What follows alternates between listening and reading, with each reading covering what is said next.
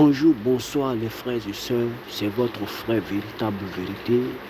Je suis là aujourd'hui encore pour vous démontrer des A plus B qu'en réalité, celui dont nous avons pensé, nos arrière-parents ont pensé, nos papas, nos mamans ont pensé, nos frères et sœurs pensent toujours qu'en réalité, ceci, ça vient de Allah, le créateur, le maître de toutes choses,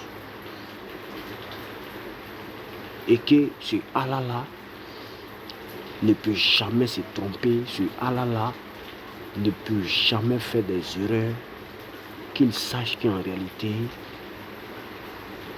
ce qu'ils n'ont jamais vu, il ne faut pas qu'ils vont dire que ce n'est pas la vérité.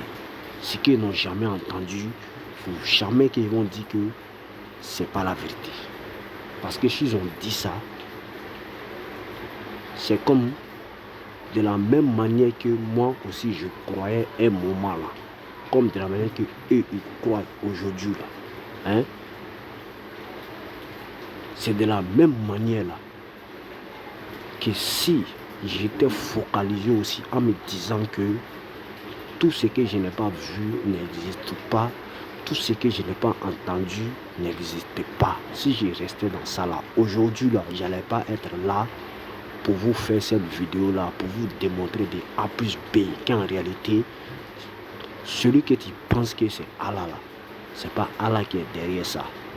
C'est pas une manière de couper ton cœur, mais c'est une manière de te réveiller en tant qu'un frère, de te réveiller dans ton sommeil qui est en train de dormir dedans là, de te réveiller, d'arrêter de penser qu'un homme, hein,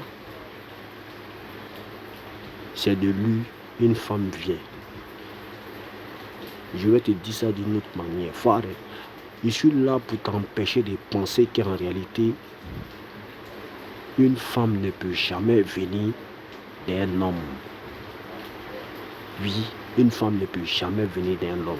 C'est les hommes naissent toujours d'une femme.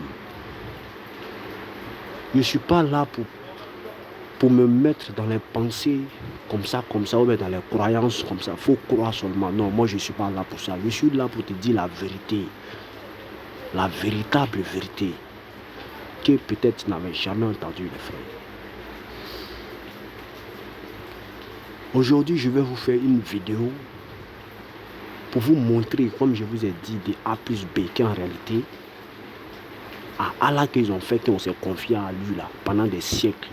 On a des problèmes, le monde est en train d'être gâté. Allah n'agit pas dans nos vies. Il n'agit pas dans les pays pour arrêter les guerres. Sur Allah là, hein, je suis venu vous démontrer que sa seule parole qu'on nous a dit qu'il a fait descendre là, dans ces paroles là même là, hein, un créateur, vrai créateur, ne peut jamais dire ces genre de paroles là. Il ne peut jamais se tromper comme ça. C'est moi je vous dis ça. Mais si tu es trop gamé là, tu ne peux pas comprendre.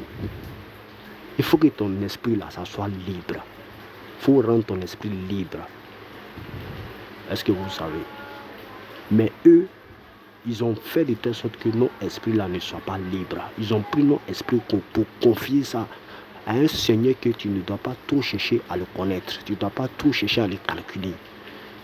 Il est déjà là où il est déjà là-bas. Il ne faut pas chercher à savoir sa vie.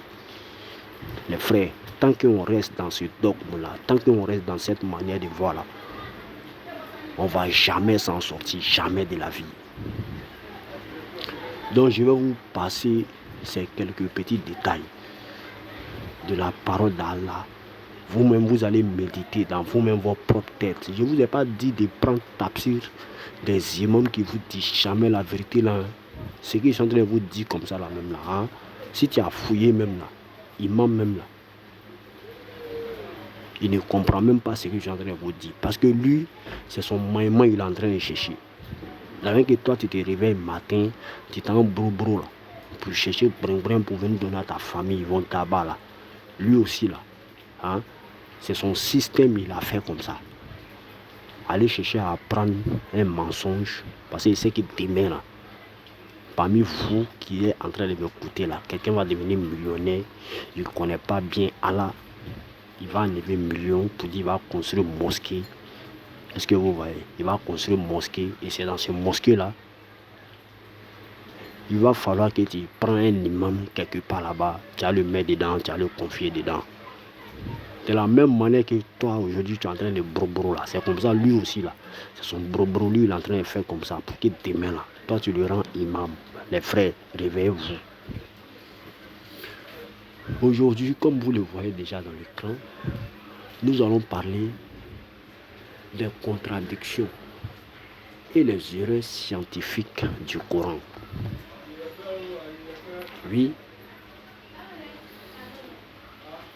les musulmans sont tenus de considérer que le Coran est unique. Et ça même déjà c'est faux, le Coran n'est jamais unique. Est-ce que vous savez que le Coran qui se lit en Afrique ici là, hein, c'est pas le même Coran qui se lit en Arabie Saoudite. Les versets, le nombre de versets de Coran de l'Afrique là, c'est pas le même verset là qui se trouve en Égypte. Le nombre de versets qui se trouvent en Égypte là, c'est pas la même chose qui se trouve au Soudan. Est-ce que vous savez ça? Si vous ne savez pas ça, partez faire vos recherches, vous allez prendre. Alors qu'on nous dit que le Coran c'est un. Et dans le Coran aussi, on nous dit que ça dit, il n'y a rien qui a été ajouté, il n'y a rien aussi qui a été enlevé dedans. Parce que c'est la parole de Dieu. C'est juste une petite parenthèse pour vous donner quelque chose à boire.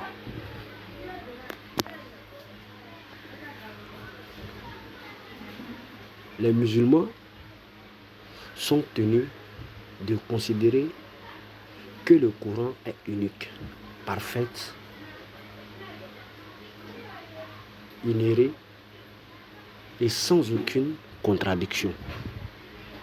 Comme Allah même l'a dit dans le Coran, ne méditez pas sur le Coran s'il provenait d'un autre Dieu qu'Allah. Il y trouverait cette maintes contradictions. Là, c'est ce que Allah a dit. Il dit, toi tu ne médites pas sur le Coran là ou bien. Si ça venait vraiment d'un autre Dieu que Allah là, il allait avoir forcément des contradictions dedans. Maintenant, et si ce Coran là, ça vient d'Allah, et puis on a trouvé les contradictions dedans. C'est qu'en réalité, l'image que nous on a de cet Allah là, hein, l'image que nous on a de cet Allah là, hein, en réalité, c'est pas, il ne mérite pas ça au fait. Pour ne pas vous dire que c'est des individus qui se cachent derrière ces versets là, pour ne pas vous dire ça, nous allons continuer.